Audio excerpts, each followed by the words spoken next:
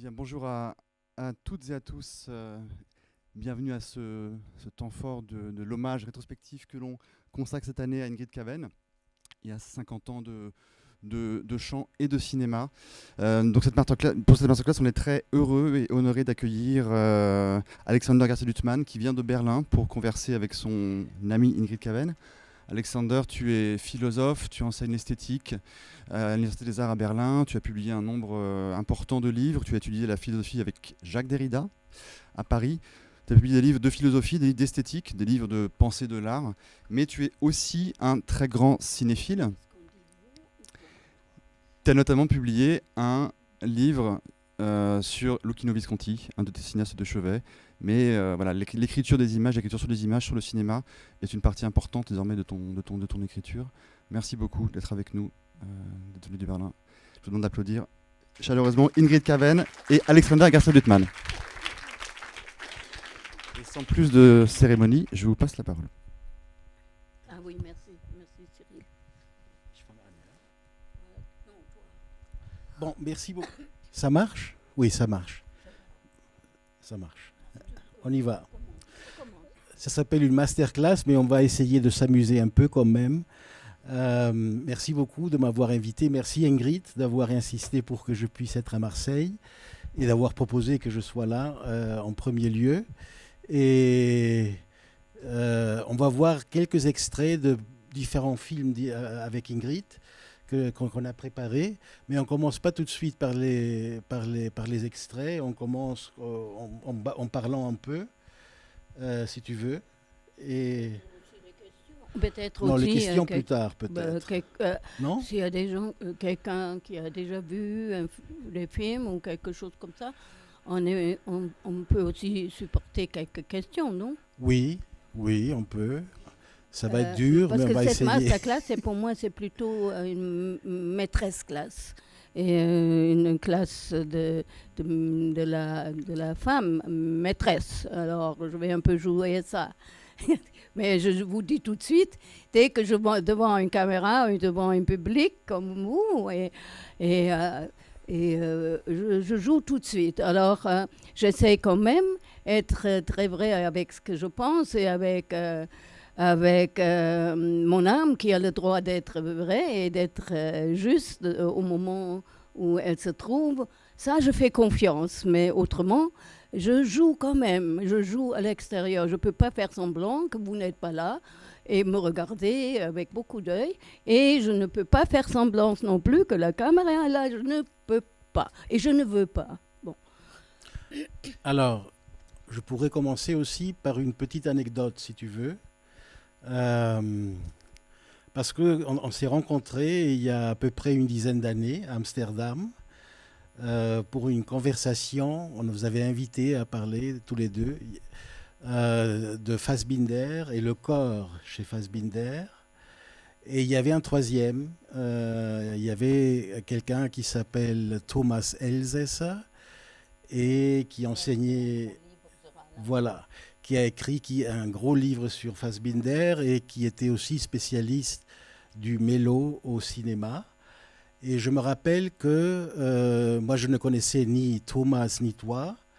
On était dans un bureau de l'Institut culturel Goethe à Amsterdam à attendre que tu arrives et avec Thomas, que je venais de rencontrer. Et alors Thomas, la première chose que je me rappelle, c'est qu'on a apporté une bouteille de champagne, ce qui est assez exceptionnel pour un institut culturel allemand. Et ça annonçait un peu ta présence imminente. Et à ce moment-là, Thomas m'a dit, Ingrid, c'est quelqu'un de très intelligent. Oui, il m'a dit ça. C'est quelqu'un de très intelligent.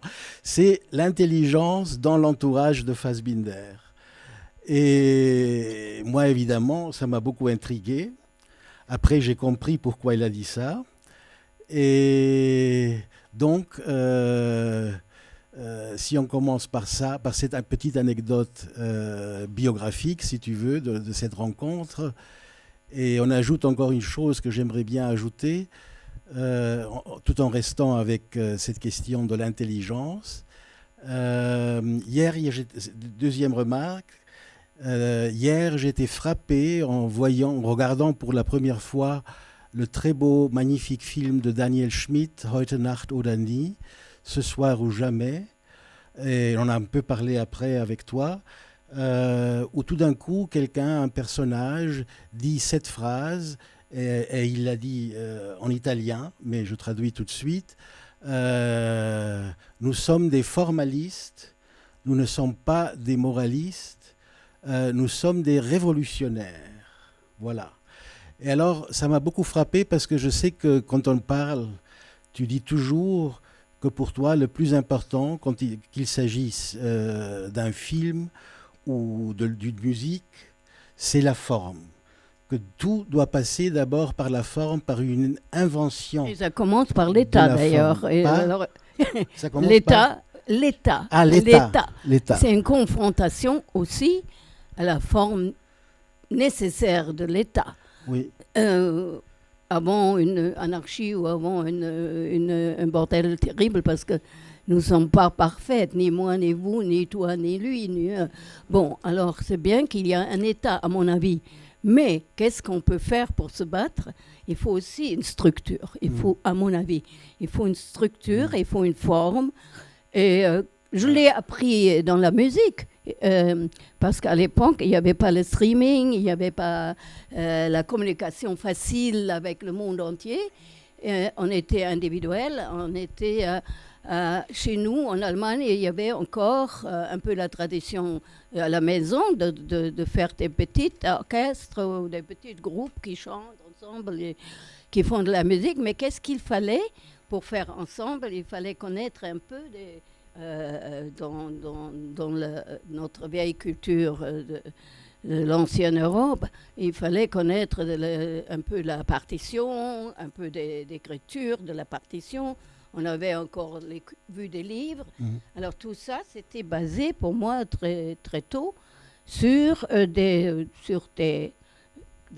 écriture de musique, sur des harmonies, le rythme, une base de forme. Oui, absolument. Je suis là-dedans, je suis restée là-dedans jusqu'à aujourd'hui avec des jeunes comme Albert Serra et ses musiciens qui ont une autre conception. Et toi, tu as bien vu que c'était une confrontation avec... Oui. Bon, ça c'est une autre histoire. Oui, mais ce que j'aime beaucoup, ce que je trouve saisissant dans ton rapport à la forme, mais c'est peut-être quelque chose qui caractérise l'art en général, mais avec toi c'est très évident, c'est que tu as un rapport à la forme tel qu'il s'agit d'une part d'inventer une forme, de travailler une forme, mais d'autre part, en même temps, il s'agit aussi de déjouer la surveillance de la forme, parce que la forme c'est aussi un peu la surveillance. Non, il faut cette surveillance-là, mais en même temps, il y a un acte un peu révolutionnaire qui est à la fois c'est quelque chose que tu fais avec ta voix, c'est quelque chose que tu fais avec ton corps, hein, tu déjoues la forme, tu creuses la forme d'une certaine manière. Il y a un procès aussi de déformation ou un procès de tirer la forme, conduire la forme vers un ailleurs. N'est-ce pas? Et alors c'est ce jeu-là qui est peut-être révolutionnaire. Nous sommes des formalistes, pas des moralistes. Nous sommes des révolutionnaires. Ce jeu avec la forme.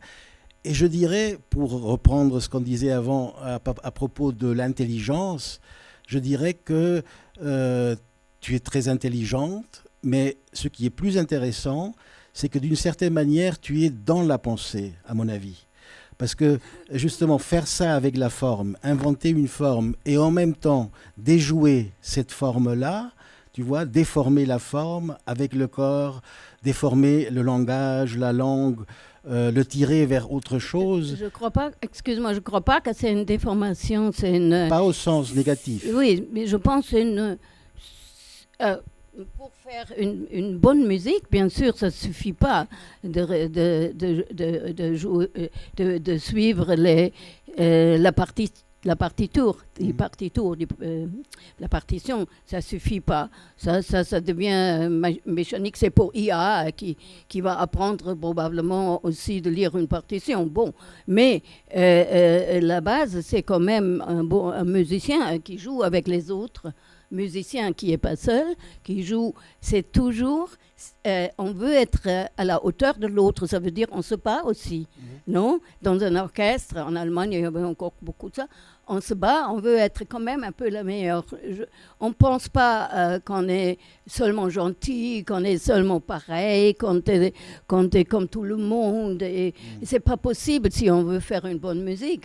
Une bonne musique avec d'autres, c'est qu'on se bat un peu aussi et que toute cette possible agressivité, l'envie, la haine, que tout le monde a, vous et moi et toi, tout le monde a ça à la base. On n'est pas des animaux, mais on n'est pas des anges non plus. Et tout ça entre, à mon avis, dans une chose absolument basique, dans une chose de création d'un style pour soi-même, de soi-même, pour l'autre, mais à travers, comme tu dis, à travers le corps que tu as. Et mon corps, d'ailleurs, n'est pas seulement celui que j'ai. Mon corps de désir était toujours un corps beaucoup plus... Ma mère était une petite personne énergique, mais un peu ronde, un peu... et mon désir, c'était toujours... Et ça s'exprime quand je chante, quand je fais... Je suis 3 fois plus grand et plus gros. Et je crois que ça joue des désirs comme ça. Comme j'étais petite et maigre et toujours malade, je m'imaginais la bonne santé et surtout devant les autres qui m'ont toujours dit « Oh, le bel bois là-dedans ». Et j'ai dit « Oh là là, si tu me connaîtrais demain, je suis KO, malade dans mon lit, je ne peux rien faire, je suis nulle et déprimée. Mais quand je fais, alors là, ouh là là, je suis très forte, avec justement mon artifice, mon propre système d'être artificiel, comme on dit. Bon. Mais je sais très bien que ce qui fait ça vital, ce sont les autres éléments que je, comment dire, oui, un lapsus pas mal, que je négocie pas, mais je voulais dire que je néglige pas. Mais les deux mots me vont. Je fais avec. Je fais pas un artifice à part pour tromper le monde, ça m'intéresse pas. Je fais un artifice qui est, pour moi, un moyen, un autre net, pas le réseau de tout le monde, c'est mon réseau que j'ai avec moi, avec mes complications, avec le monde que tout le monde a en soi. Moi aussi, j'ai un monde en soi qui me perturbe souvent dans la tête et tout ça. J'amène dans cet imaginaire net de structure. Une structure, une comme Freud dit, Hilfsstruktur. Qu'est-ce qu'on a comme structure d'aide? Il n'y a pas beaucoup. Il dit le plus aimable, c'est l'amour, mais c'est le plus compliqué aussi. Et quand l'amour n'est pas là, on souffre quand même pas mal. Alors qu'est-ce qu'il y a? Mais pour moi, c'est clair. Tout ce qu'on se crée pour survivre, et encore plus pour vivre un peu vitalement, c'est un peu des structures de l'aide qu'on se fait. Et si on a la musique, ça peut être renforcé comme manière de donner un peu une sens à certains moments de la vie. Mais c'est pas plus, mais c'est pas moins.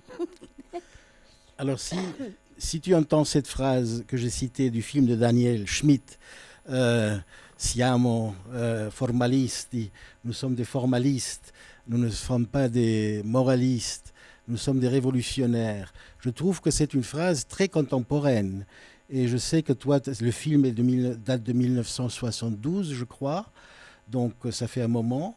Mais on entend cette phrase maintenant et ça résonne vraiment avec les temps que nous vivons, parce que je ne sais pas si tu partages cette idée, mais d'une certaine manière, aujourd'hui, c'est un peu l'inverse, n'est-ce pas?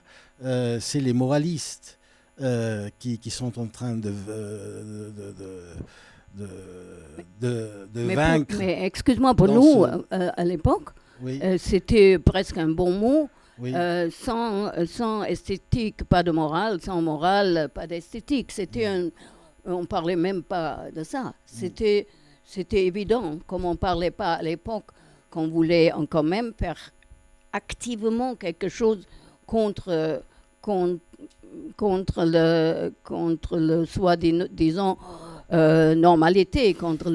Et en plus, c'était facile de penser contre ça, parce qu'on était dans l'Allemagne de l'après les massacres, et on était des enfants et des petits-enfants, des gens qui ont été d'accord qu'on assassine les autres, tout un peuple, et pas seulement les juifs allemands, mais les juifs partout, devraient être écrasés et entrer en fumée. Et ça, c'était notre génération, ou encore un peu plus tard. Et tout ça, c'était mis sous le tapis. Ça n'existait plus. Il existait le Wirtschaftswunder et il existait que tout va bien. Économique. Et nous, les jeunes, on ne pouvait pas supporter ce silence sur tout ça. Cette bétonner tout pour pas penser que l'homme peut être si cruel, si impensable pour nous. On ne pouvait pas penser ça. C'est-à-dire que la forme dont Daniel Schmitt parle, cette forme est aussi une forme de résistance, peut-être, contre cette espèce de refoulement, ou pire, cette espèce de silence imposé. C'est ça. Oui. C'était étouffant pour nous. Oui. On ne pouvait pas, Donc, respirer. Voilà, c'était une forme qui te permettait de respirer. Autrement, tu n'aurais pas pu respirer comme actrice, comme chanteuse. Voilà, il fallait. Oui, c'est ça. On ne pouvait pas faire comme s'il n'y aurait rien eu. On ne pouvait pas dire la mémoire, je m'en fous, j'ai pas de mémoire, j'ai une machine, comme aujourd'hui, la machine, elle me donne tous les mémoires que je veux. Mais on n'avait pas ça, heureusement, je dois dire, à l'époque, parce que la machine, c'était les nazis à l'époque. Oui. Et ça fonctionnait pour eux, mais non, pas non plus. Ils sont écrasés eux-mêmes avec leur propre machine, après toute l'Allemagne. On oublie que tous les fascismes sont suicidaires pour leur propre peuple. Ça, on oublie souvent. Oui. Ils tuent pas seulement les autres, ils sont suicidaires pour eux-mêmes, au moins déjà 2 générations plus tard. Ça, je le sais. C'est suicidaire, tous ces systèmes.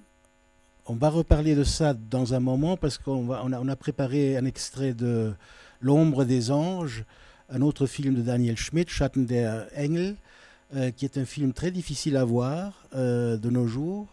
Je crois qu'il a été toujours difficile à voir, mais il va passer ici dans le cadre du festival, et on a un petit extrait mais pas tout de suite, on ne commence pas par là, on revient à tout ça. Toute cette espèce de cri révolutionnaire. Yes? Nous sommes des formalistes. Oui. À l'époque, c'était lié à un mode de vie, une manière de vivre ensemble, de comprendre la vie ensemble, et de faire de l'art ensemble, des films, de l'anti-art, si tu veux. Oui, mais pas... C'était quoi ça? Oui, c'est vrai, mais si tu dis ça, aujourd'hui aussi, il y a beaucoup de groupes, et moi, faire ensemble, ou même ensemble avec le monde entier, qui est bien sûr pas possible, mais dans l'art, à mon avis, c'est pas possible. Mais c'était en fait ensemble, mais la différence, nous, on a parlé déjà, c'est que, par exemple, j'étais très proche de Daniel, de Werner Schröter, de Fassbinder, bien sûr, j'étais même jusqu'à la fin de sa vie très intime, et c'était que tous ces, je parle maintenant que de stages pareils, c'était que chacun avait un style très différent, tu es d'accord? Très, très différent. Et c'est ça ce qui était intéressant pour nous, tous en été, mais on se battait aussi. Tu vois, Fassbinder, qui était très doué en dialogue, écrivain de dialogue fantastique, Daniel, qui ne voulait même pas savoir ça, il disait déjà à l'époque, les gens lisent plus, les gens ne veulent pas avoir des phrases entières. Moi, je donne un peu de quelques mots et quelques gestes. Et je travaille par le geste. Ça, c'était plus proche de moi. Rainer, il faisait des scénarios complets. Et moi, c'était aberrant. J'ai estimé beaucoup ce que Fassbinder faisait du début. C'était un travailleur extraordinaire et un poète. Mais ce n'était pas mon truc. À l'époque, je me croyais moderne. Et ça veut dire sont un peu liés à des documentations et liés à quelque chose ouvert sans scénario, entre documentaire et rêve kitsch ou tout ce que ça. Et c'est très différent. Encore Schröter, dans une tout à fait autre région, tout à fait autre style. Oui. Mais c'était ça entre nous. Et moi, encore assez têtue dans mes manières d'interpréter. Et c'est ça ce qui était si fascinant, qu'on n'était pas pareil, sauf la base était politiquement, il n'y avait même pas question. Et la base aussi, on prononçait jamais le mot d'âme, mais c'était clair. Rainer, là, je crois, il a même, dans des interviews, il a dit des fois, la femme, elle se bat pas pour son âme, elle se bat pour être pareille comme l'autre femme, dans une belle chose, bien habillée, bien tout, et bien intégrée dans la société, et pas à côté. Même, tu sais, les homosexuels qui voulaient à l'époque se marier, rien a dit, mais ça ne va pas du tout. C'est pas ça la liberté, ça, et des choses comme ça. Oui. C'est peut-être aussi cette question. Oui. C'est peut-être aussi cette question de moralisme dont on parlait tout à l'heure. Si maintenant ils veulent tout ça, la famille, le gna-gna-gna, c'est à cause aussi d'un certain moralisme et d'un manque de formalisme, de résistance, au sens où vous l'entendiez peut-être. On était très fort. Oui. Et avec les batailles là, qu'on faisait entre nous, on se renforçait en disant « Mais qu'est-ce que tu fais là? Tu n'es pas clair dans la tête. Mais ça ne va pas. Tu écris chaque mot. Comment on nous enferme ?» Et l'autre a dit « Mais toi, tu n'es pas capable de dire une phrase entière. Tu as peur de laisser dire les... » mais c'était comme ça les discussions ouvertes. Mais toi, avec ton opéra, mais on a respecté au même temps, mais on a discuté. Oui. J'ai lu quelque part, je crois que c'est dans un texte de Fassbinder en tout cas, ou un entretien avec lui, il dit, c'est plutôt dans les années 70, il dit « Ingrid, Per Raben, le compositeur, et moi-même, nous sommes restés fidèles à l'idée d'une utopie faisable. » En allemand, c'est machbare Utopie. Une utopie faisable. Alors, quand tu racontes cette manière d'être ensemble, dans cette espèce de polémos ou de combat, ou de se mesurer l'un à l'autre, se critiquer, tout ça, est-ce que ça a à voir avec cette idée d'une utopie qui ne serait pas abstraite parce qu'elle s'avère faisable, justement? J'ai pas encore... Ah oui, c'est ou cette idée de Fassbinder, il dit, nous sommes restés fidèles à cette idée d'une utopie faisable. Tu le reçois comment? Tu l'entends comment, cette idée? C'est bizarre, j'ai jamais pensé comme ça, mais c'est probablement ça aussi. Mais moi, j'ai pensé... mais je pense que tu as beaucoup plus raison là que moi. Moi, j'ai pensé, chaque jour, je vais faire en sorte, chez moi et autour de moi, et aussi vis-à-vis de mes amis, je vais par exemple, j'étais très forte comme femme de défendre l'égalité spirituelle, intellectuelle et tout ça. Et je me permettais aussi de dire, vous êtes cons là, qu'est-ce que vous dites, qu'est-ce que vous faites, vous êtes des grands maîtres en scène, peut-être, oui, mais attention. Et j'avais, tu vois, Anna Gigula, elle disait après la mort de Rainer que j'étais la seule qui pouvait contredire Rainer, mais c'était pas ça. c'était pas ça. Les autres femmes à l'époque, oui, il y avait les exceptions, comme vous savez, mais autour de Rennes, non, ils voulaient bien travailler, ils voulaient bien suivre, en fait, le mettre en scène, ce qui est pas un péché. Si on est acteur en Suisse, c'est pas mauvais, mais moi, j'étais étonnée. On m'a même accusé des fois. Rennes a été très contente de cette discussion avec moi. Mais on m'a dit, mais il faut faire l'objet, il faut faire le produit et le film. Faire des films, c'était très cher à l'époque, il faut dire ça. Et moi, c'était un peu luxurieux de tirer vers des discussions. Et bon, ça allait au théâtre surtout. Et Rennes s'amusait quand il voulait aussi que les autres contredisent ou se battent. Il voulait ça, mais je ne suis pas sûre. Il a quand même choisi des gens qui ont bien fonctionné pour faire beaucoup de films dans peu de temps. Alors, il ne voulait pas les voir au dehors du travail. Il faut être juste. Je crois que certaines, surtout les rôles principaux de femmes, ont souffert de ne pas être plus proches. Je pense ça. Et lui, il a un peu poussé pour que ça ne peut pas marcher autrement que la machine qui roule. Et lui, il avait quand même dans sa tête de donner quelque chose d'autre à l'Allemagne et de l'Allemagne. Et ça, c'était un artiste qui fait son devoir et toujours dans le danger de ne pas aller jusqu'au bout de ses possibilités. Ça, c'est bizarre de dire ça de Rennes, mais je pense... Écoute, le premier extrait qu'on a préparé, c'est justement un extrait d'un film de Fassbinder qui va passer, ou qui est ici, qui est passé aujourd'hui, qui s'appelle In einem Jahr mit 13 Monaten, l'année avec 13 lunes, je crois, en français. Et... Hein? Ah, l'année des 13 lunes. Merci. Et donc, tu veux qu'on commence qu'on regarde ensemble 10 minutes de ce film. C'est une scène très belle dans un cloître à Francfort. On te voit toi, et puis il y a deux Volker Spengler, justement, et une autre actrice. C'est la mère de Fassbinder, d'ailleurs, l'autre actrice qu'on va voir là tout à l'heure. Lilo, voilà. J'avais préparé quelques notes pour introduire le film. Tu veux que je lise ça? Tu trouves que ça m'a? Ou on y va tout de suite?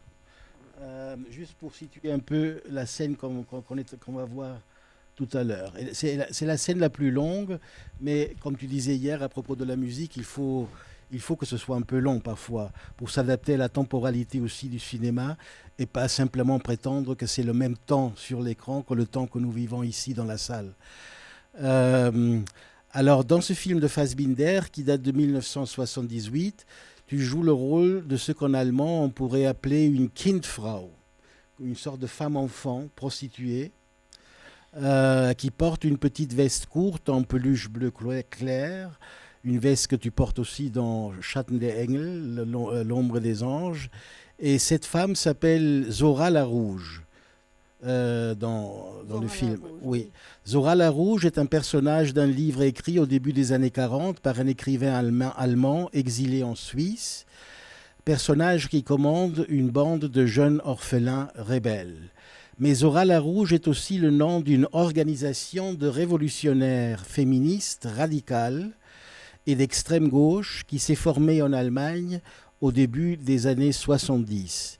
Et Werner Schröter dit de ce personnage, le personnage que tu joues, Zora la Rouge, que c'est une sorte d'ange. Engel, il dit en allemand. C'est comme une sorte d'ange.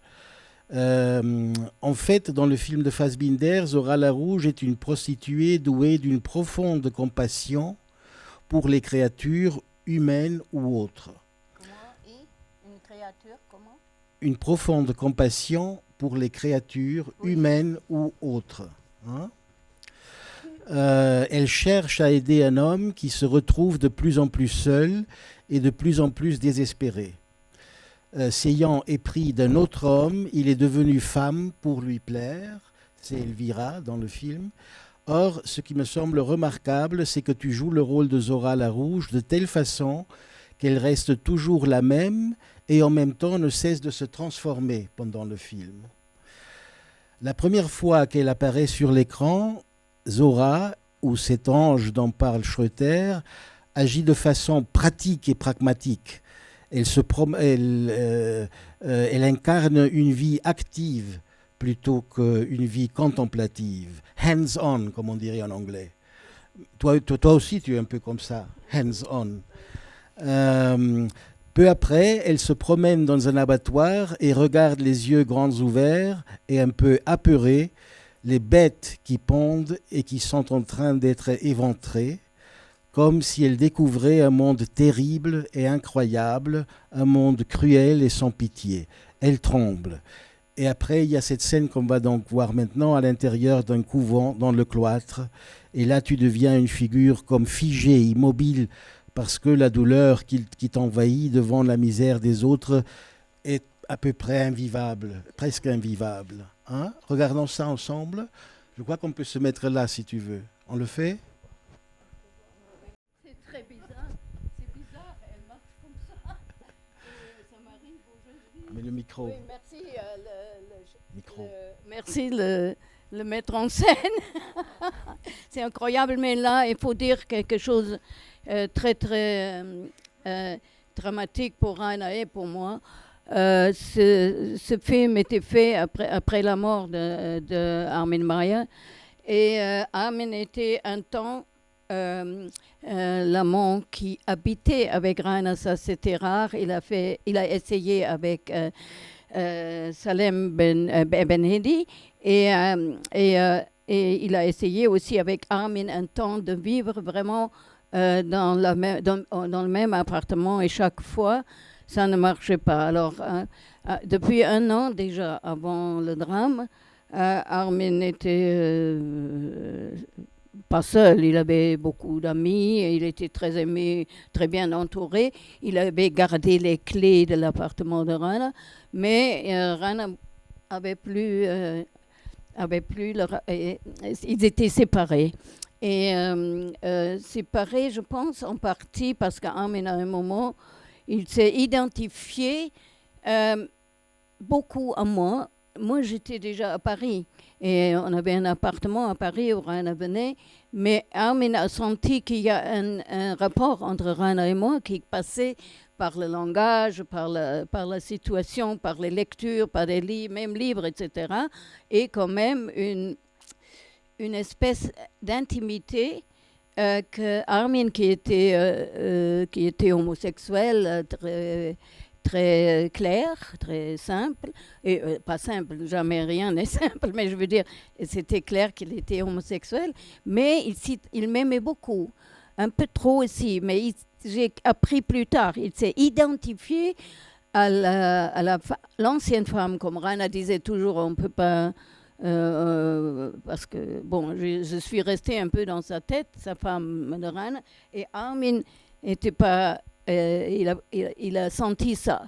Et il avait cette fausse idée qu'il pouvait être marié et être la femme de Raina. Et il s'est déguisé en femme. Et ça, c'était pas possible pour Raina. Il avait un problème. J'ai raconté ça avec mes amis travestis, parce que j'avais beaucoup d'amis comme ça à Berlin, on était très bien.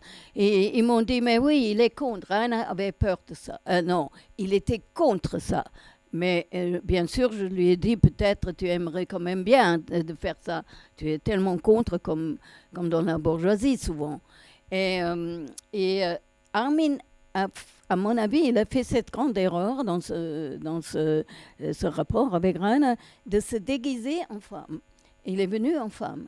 Et alors, bon, la liaison était déjà un peu vers la fin, mais ça, c'était plus possible pour Raina. Il avait un côté très bourgeois, formé dans l'intelligentsia allemande. Et beaucoup est resté, même dans son écriture, beaucoup était très, pour lui-même, dictatorial. il ne pouvait pas faire autre chose autrement. Il pouvait, par exemple, pas se permettre de parler n'importe quoi. Il fallait que c'est formulé. Il était dans cette corsage qui lui a permis tant de travail avec forme. Alors le drame, c'était que Rainer était à Cannes et en retour, il ne venait pas à Paris. Et j'habitais plus dans notre appartement, mais il a dit ah, bien, bon, c'était son anniversaire à lui. Et l'ancienne assistante de Renate Leif m'a appelé. Elle a dit attention, Armin est dans tous ses états. Il veut commettre, il veut se venger sur Rainer. Et Rainer est passé par Paris. Il a dit, bien, on va fêter son anniversaire, comme toujours. Alors, on était dans une petite endroit, à Paris, un petit endroit en Montmartre. Et on a vécu la nuit ensemble. Et le lendemain, on a eu le message que Armin s'est tué dans l'appartement. Et il a laissé un message qui était signé avec Armin Fassbinder. Il a amené ça, cette volonté d'être marié et à la place de moi. Et il faut que je dise, il m'aimait beaucoup. Il n'était pas du tout contre moi. Mais il voulait être comme, je ne sais pas comment dire, et je l'aimais bien. Il voulait être ça pour Rainer. Oui. Et il était, et là, il ne faut pas oublier, il était un enfant de Lebensborn. Il n'avait pas de parents, il était créé par les nazis. Et ça, tout ça, c'est aussi le background de toute cette longue histoire. Et ce qui m'est revenu de nouveau, ce que j'ai senti aussi pendant le tournage, c'est que Rainer laisse parler sa mère d'un ton tellement, même pas comme une prière, mais tellement dur et convaincu d'une raison où elle-même ne peut pas croire. Et ça continue, c'est insupportable pour l'oreille. Et c'est pour ça, Elvira, elle ne peut plus, parce qu'il n'y a toujours pas l'amour là-dedans. Il n'y a toujours pas l'âme qui sort.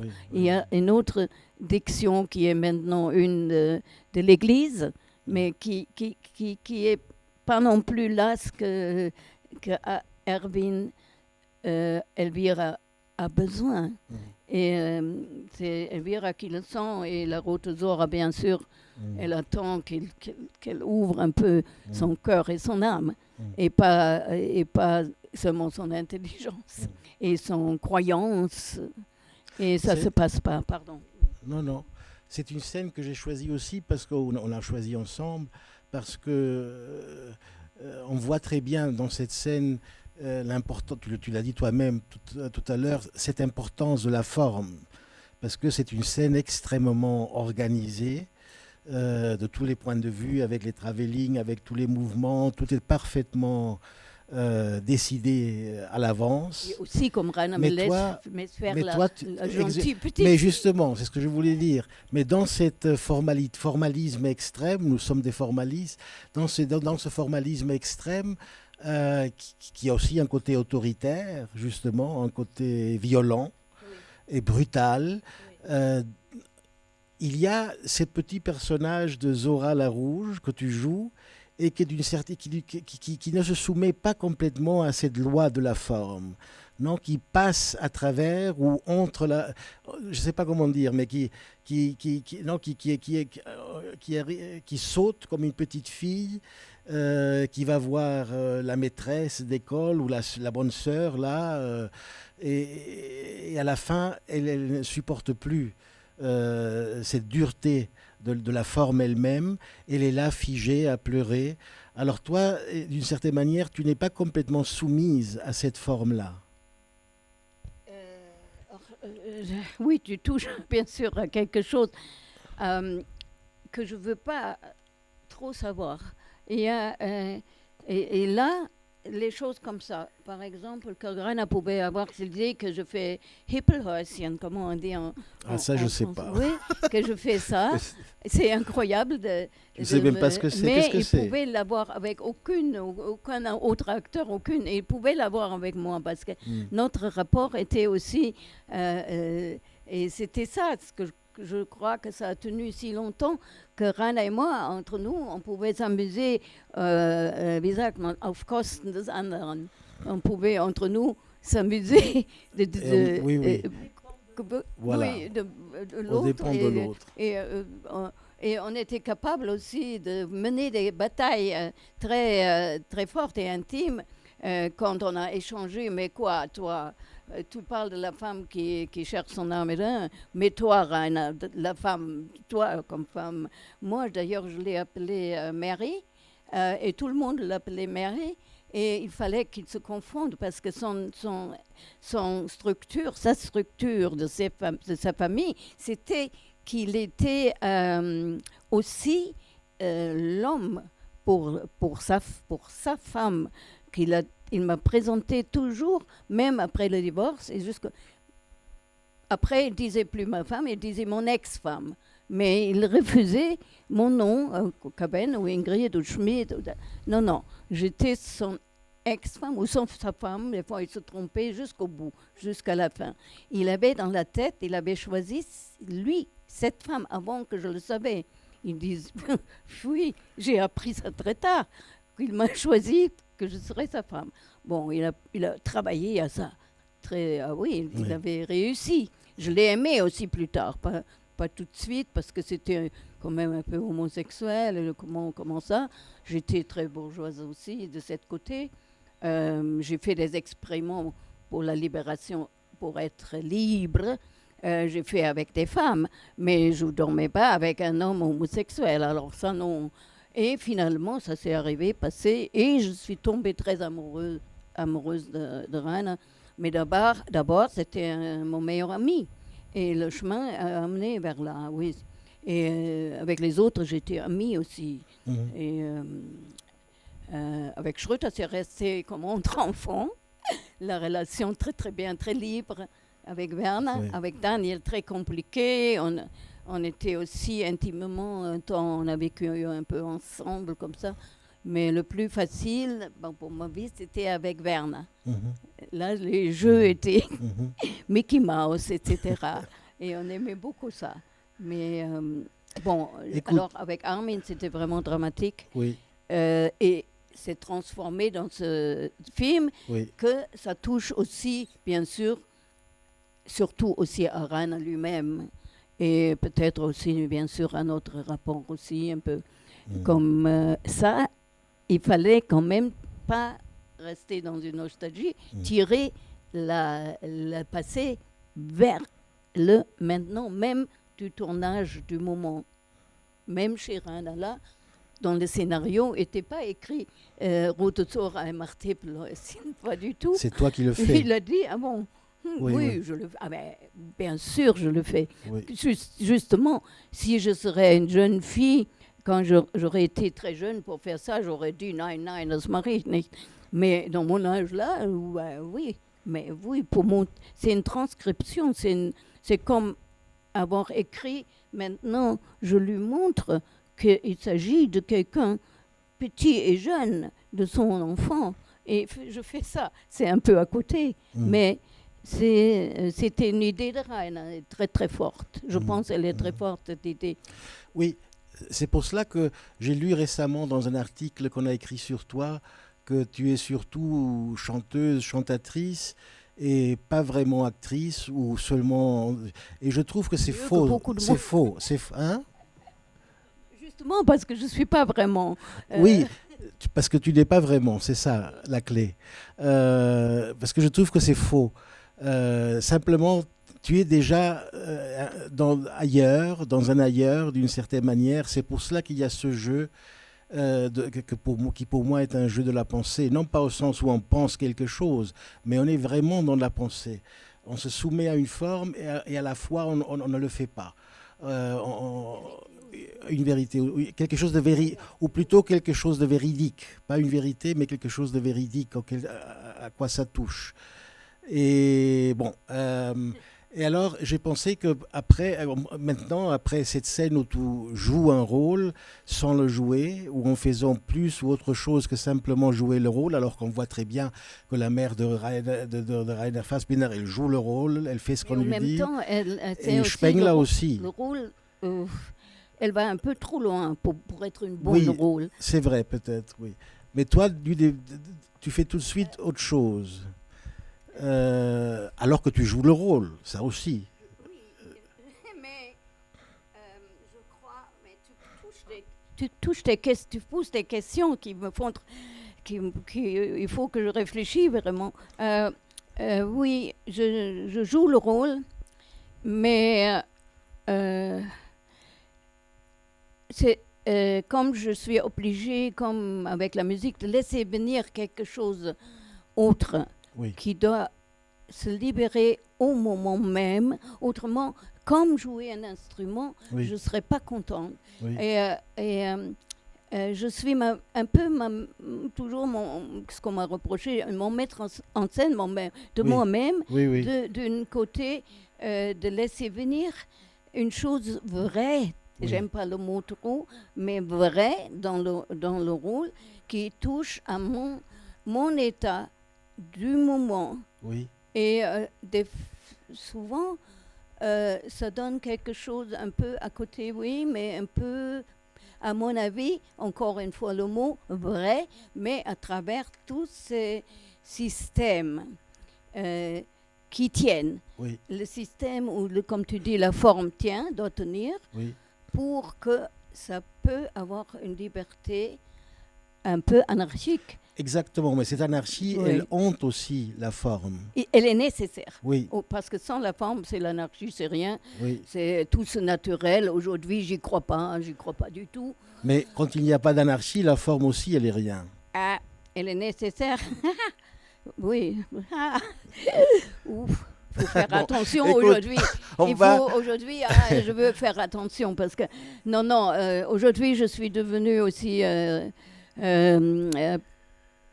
plus bourgeoise que je me suis jamais permis avant, parce que c'est nécessaire. Je pense que c'est nécessaire aujourd'hui de garder un peu de. Je pense vraiment qu'on n'est pas capable dans le monde entier de vivre sans un certain système qui devrait pas, à mon avis, pas être. La seule chose que je déteste, c'est les extrêmes, même dans les mots, je les déteste. Mais ils sont de tous les côtés maintenant. Et l'Allemagne a vécu deux extrêmes, les restes stalinistes et bien sûr l'extrême droite. Alors, ça, même, je dis encore aujourd'hui, mais pas plus, parce que... Écoute, on va y venir. J'ai très envie qu'on regarde ensemble la séquence de Schatten der Engel, où il est question de nazisme. Mais avant, on a une autre séquence de La Paloma, toujours Daniel Schmitt, parce que je trouve que ça va très bien avec ce qu'on a vu là tout à l'heure, parce que là, tu es vraiment une sorte de pure apparition, une sorte de pure surface, très belle, dans une scène avec Peter Kern, où vous chantez ensemble playback. Il s'agit d'un air de Die Tote Stadt, de Korngold, d'un opéra, et vous êtes au sommet d'une montagne, et il y a une espèce de spectre qui apparaît à un moment donné. C'est entre le poétique et le kitsch, mais plutôt poétique, dirais-je. Oui. On voit ça? Oui, très Allez, bien. on y va.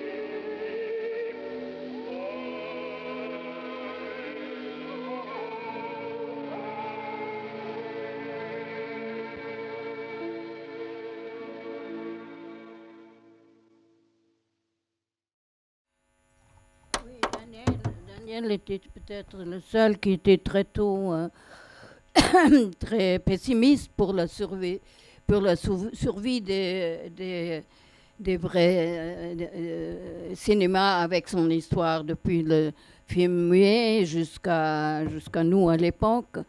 Il disait déjà, oui, on est trop isolé, il n'y a pas des antennes de beaucoup de monde qui peuvent encore recevoir ce qu'on veut donner, parce que le cinéma, ce n'est pas un pur art qui peut faire que pour elle-même.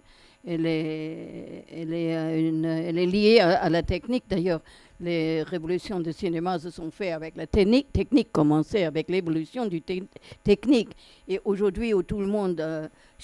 pour nous, c'était encore très cher de faire du cinéma. Et ça a provoqué une autre conscience en faisant. Même documentaire, c'était une chose...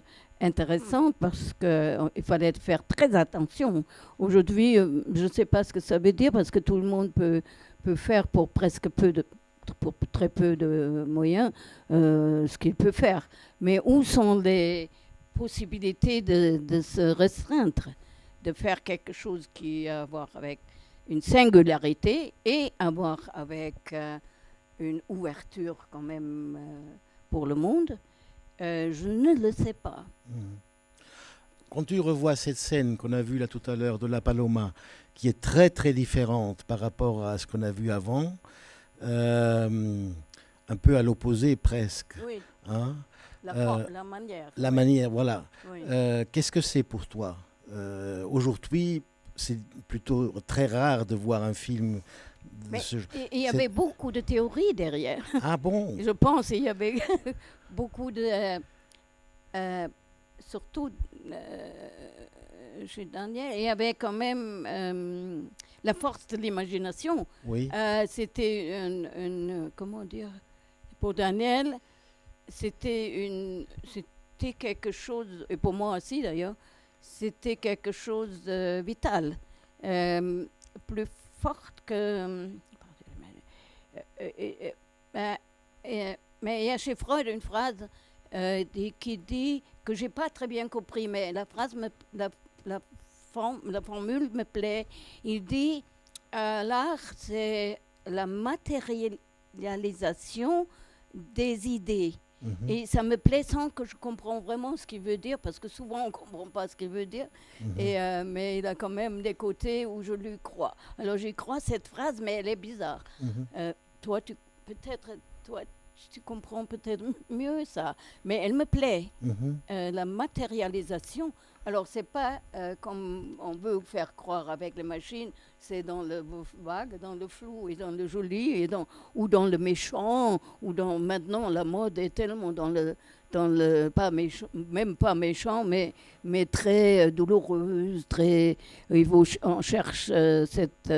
tout le monde est toujours fasciné un peu que l'autre a un peu malheur plus que soi-même, mais maintenant c'est devenu une vague un peu. Il faut avoir de douleur, il faut être victime, un peu malade, ou des films. Il faut quelqu'un qui a le cancer en même temps, il a un enfant qui meurt, la grand-mère.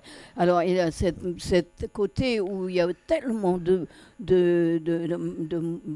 douleur, de malheur, et c'est très bizarre. J'y crois pas qu'on peut faire ça, supporter même comme acteur. C'est très très difficile, parce que c'est tout différent, mais moi j'étais toujours aussi un peu superstitieuse, je crois. Mm-hmm. Depuis toujours, je peux pas faire. Je sais pas ce que c'est, je veux même pas savoir, mais j'aurais peur, par exemple, de jouer naturellement quelqu'un qui est en train de mourir. J'aurais peur. Il faut que j'exagère ou que je joue à peine rien, comme dans Malou. Je ne peux pas faire semblant que c'est vraiment comme ça. C'est même une chose qui me dégoûte de devoir faire, que je suis capable de montrer maintenant la séparation dans un couple, et je peux montrer la douleur, comment c'est. Mais je crois, je rêve, je ne pourrais pas. Et là, cette scène-là, ce serait quoi? La matérialisation de l'idée du chant même, ou de la musique même, avec cette espèce de spectre ou d'esprit qui apparaît dans la deuxième partie de la scène et qui flotte au-dessus des deux personnages. Ce serait quelque chose de ce genre-là. Oui, alors, dans la chanson et dans les chants sont toujours déjà une interprétation de quelque chose. Oui. Et on aime bien ça avec une mélodie et tout, c'est joli, mais c'est pas comme dire c'est vrai. Mais là, on parle de l'amour presque éternel Oui. et entre nous. Qui les gens, ressuscitera. oui, mais en même temps, ça c'est Daniel Schmitt, et il dit c'est l'imaginaire qui joue là. C'est pas la réalité, c'est probablement la manière comme Daniel fait, c'est probablement une. Alors, je ne peux pas très bien répondre, mais je peux dire on n'avait pas personne dans ce groupe-là. Moi aussi, on détestait l'ironie ou le facile de se moquer, mais on était tous très proches du sarcasme, ce qui n'est pas pareil. Mhm. Et ça, je ne peux pas définir maintenant la différence, tu sais très bien. Mais on n'était jamais dans la moquerie. Moi aussi, quand j'ai chanté Capre et Fécha, non, je l'ai chanté comme je peux en ce moment et pas avec un clin d'œil ou quelque chose comme ça. Non. Si je le fais, je le fais et c'est ça. Et si je fais ça, je le fais le mieux possible. Je suis quelqu'un qui montre des choses. Il y a un côté brechtien aussi, naturellement, pour moi, dans tout ça. Je montre, mais je ne le suis pas. Mais en montrant, je suis quelqu'un qui a une manière spéciale, personnelle, singulière et intime pour montrer. C'est tout. Mais je ne le suis pas. Et c'est pour moi, c'est une manière d'être... Je ne pourrais pas faire... Je serais dégoûtée de vous dire je fais quelque chose et c'est moi et je suis ça. Non, je ne peux pas savoir comment quelqu'un souffre de sa manière. J'ai trop de respect. Ou même quel est son bonheur. J'ai le respect de ça. Il a une autre manière d'être heureuse, une autre manière. L'homme aussi et la femme aussi, mais les hommes aussi. Et une autre manière d'être heureuse ou d'être triste ou pas. Mais je peux montrer que quelqu'un est triste et je crois des fois ça réussit mieux avec ces artifices que moi dans la lumière, dans les temps de lumière, caméra, et je fais semblant d'être que dans ma cuisine normalement. Non, ça c'est pas pour moi. Absolument. Mais peut-être que c'est ça aussi l'utopie faisable dont parlait Fassbinder à propos de toi, c'est non pas être triste, mais montrer la tristesse. Non pas, alors qu'aujourd'hui, c'est le contraire. Aujourd'hui, il faut être victime avec tout ce qui vient avec, et plutôt que, et d'une certaine manière, exhiber peut-être cette victimisation, mais ça c'est autre chose que montrer la chose. Et c'est ce que tu fais là. Tu montres la chose. Mais Raina voulait quand même que les gens, normalement, les acteurs et les actrices, chez Raina devaient être des figures qui montrent direct, mais influencées quand même par le brechtianisme. Brecht. Mais pour lui, c'était difficile. C'est pas par hasard que j'ai pas eu un rôle principal, mais j'ai eu des grands rôles, des petits rôles qui ont une influence quand même sur le film. Mais Daniel pouvait faire ça, Oui. une rôle qui tient le film. Oui. Mais Raina, c'était pas sa manière de pouvoir me mettre. Avec toi. Non. En plus, son thème, c'était, je pense, un peu trop. Il s'est étouffé un peu avec ça. C'était l'histoire horrible de l'Allemagne, de parler de après l'horreur, de parler de cette Allemagne. Il avait comme un devoir vis-à-vis. Et si Moi, j'ai un simple devoir de ne pas mentir dans mes trucs et de faire aussi, oui. Mais lui, il avait le devoir de... Mais alors, regardons peut-être à la toute fin, parce qu'on n'a plus le temps, ces 3 minutes de Schatten der Engel, où il est Schatten der Engel. C'est Daniel Schmidt toujours, tiré d'une pièce de Fassbinder qui n'a jamais été jouée en Allemagne. Aujourd'hui, impensable que cette pièce soit jamais montée sur scène. Die Stadt, der Müll, der Tod. Et Fassbinder aussi, il joue dans le film, pas dans la scène qu'on va voir, mais c'est une scène terrible qui montre 2 choses, à mon avis. D'une part, que les films dans lesquels tu as joué à l'époque, il y a toujours aussi une dimension politique très importante, et que c'est ailleurs dont on parle, ou à côté, ou off, hein, qui est important pour la manière dont tu joues, dont tu apparais, est aussi toujours peut-être, c'est ailleurs, le résultat de quelque chose qui a frappé et par laquelle l'Allemagne a été happée, et qui est cette horreur dont tu parles, le génocide, et dont les conséquences sont absolument manifestes, même et surtout aujourd'hui, dans la manière, dans la politique allemande d'aujourd'hui. Mais bon, regardons cette scène, ces 3 minutes, si tu veux. On était ensemble pendant 4 semaines en Grèce, pour travailler sur le texte, pour travailler pour le film. Et c'était pas facile pour nous 3, pour Daniel et Rana et moi. Et Daniel voulait pas le faire. Il a donné à Daniel de faire ce scénario de lui, qui venait de Sverens, d'ailleurs, du livre de Sverens. Die Erde ist unbewohnbar wie der Mond. La Terre est inhabitable comme la Lune. Oui. La pièce vient de Gerhard Sverens. Rainer a fait la pièce, et nous, ensemble, on a fait une chose manière pour le film. Oui. Et Daniel a fait un grand travail. Ah oui, mais on peut le voir pas là. On regarde la dernière scène.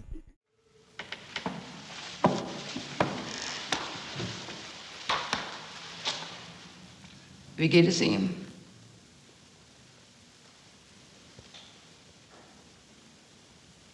Er wird leben. Will er denn leben?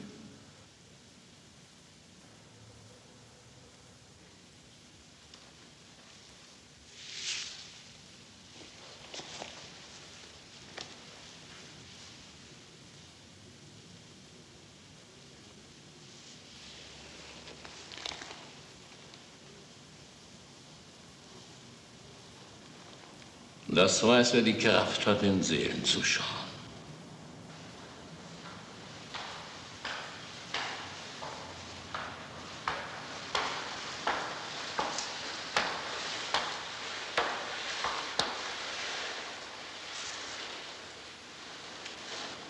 Vater.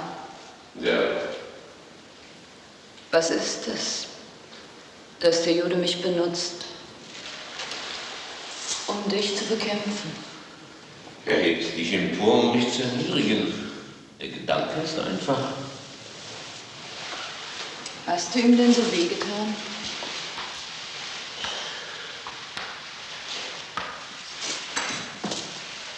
Er glaubt, ich hätte Schuld am Tod seiner Eltern. Und? Ist es die Wahrheit? Ich habe mich um den Einzelnen, den ich tötete, nicht gekümmert. Ich war kein Individualist. Ich bin Technokrat. Aber es ist möglich, dass ich der Mörder seiner Eltern bin. Und ich wär's gern. Also bin ich's. Du trägst die Last und bist glücklich dabei. Es ist keine Last, der Mörder von Juden zu sein, wenn man die Überzeugung hat, die ich habe.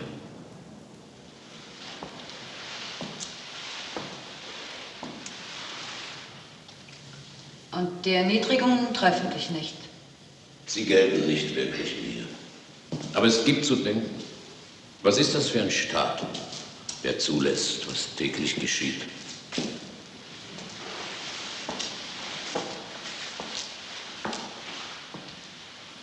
Die Zeiten sind eben anders. Nicht wirklich. Im Grunde ist alles beim Alten und hat seine Ordnung. Was kann man mehr tun als warten? Und so warte ich darauf, dass auch meine Rechte wieder recht werden. Du hast viel Zeit, Vater. Jahrhunderte, Lilly. Wir sterben nicht aus.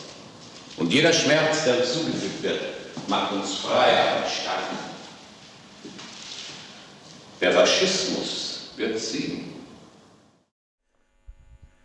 Alors on vient de parler, pour ça, je voulais demander à Ingrid, on laisse ça comme ça, je crois que c'est pas mal, laisser ça comme ça. Et que la conversation se termine là, de cette manière-là. Si jamais quelqu'un a une question, peut-être on pourrait encore prendre, on pourrait la poser, mais on peut aussi s'arrêter là, si vous voulez. Oui, on s'arrête là. Merci beaucoup, Merci. Ingrid, merci à toi.